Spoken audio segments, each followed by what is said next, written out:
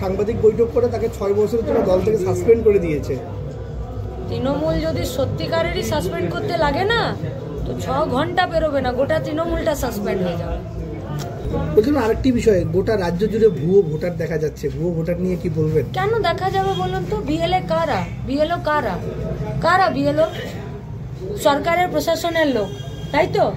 একটা গরিব মানুষকে বলুন তো, একটা ভোটার লিস্টে নাম উঠানোর জন্য কতবার দৌড়াতে হয়, আর সেখানে বিনা ডকুমেন্টসে কি করে নাম উঠে যাচ্ছে? তাহলে ভুয়ো ভোটার না চেঁচিয়ে ডিএম, এসডিও আর বিএলওরা বসেই নিয়েই তো সব কাজ করতে পারে। অভিযোগ নয় তো, সত্যি ঘটনা। পুলিশ গার্ড দেখাতে পারছে না, সেটা আলাদা কথা।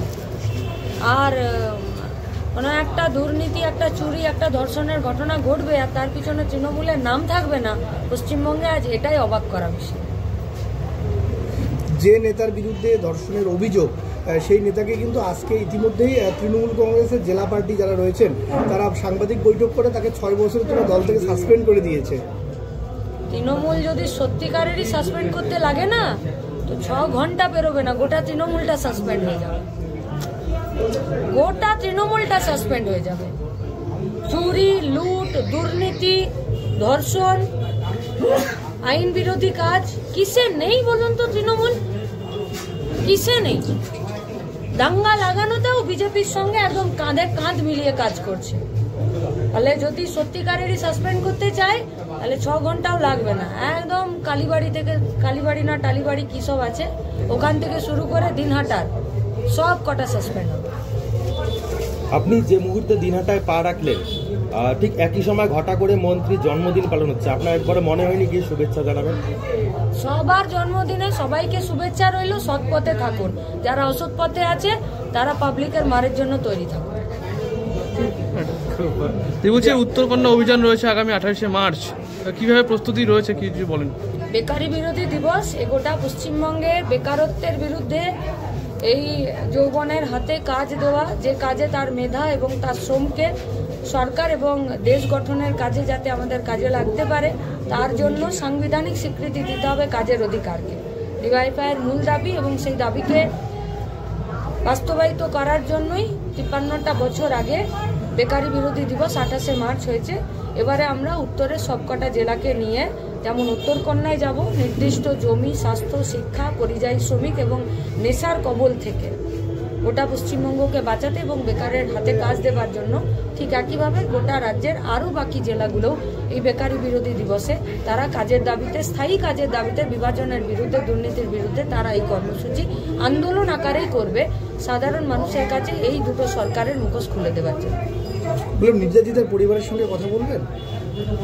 আমরা কথাও বলতে চাই, গোটা রাজ্যের সাধারণ মানুষকে বলতে চাই, যেখানে এই ধরনের ঘটনা ঘটছে তাদের পাশে থাকুন, একদম মাথা উঁচু করে থাকুন আর সততার সাথে ন্যায়ের পক্ষে, অন্যায়ের বিরুদ্ধে লড়ে যান। নির্যাতিতার পরিবার, বিশেষ করে তার বাবা এবং তার মায়ের অভিযোগ, যেদিন ঘটনা অভিযোগ করেছিল তারা, সেদিন রাতেই পুলিশ অভিযুক্তকে গ্রেপ্তার করে, অথচ সকালবেলা অভিযুক্ত নাকি থানা থেকে পালিয়ে যায়, এমনটাই অভিযোগ। তাহলে তো এবারে পুলিশ মন্ত্রীকে থানাকে সাসপেন্ড করতে হবে। কত সাসপেন্ড করবেন বলুন তো?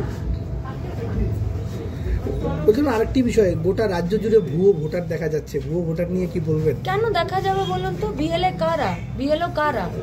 কারা বিএলও? সরকারের প্রশাসনের লোক, তাই তো?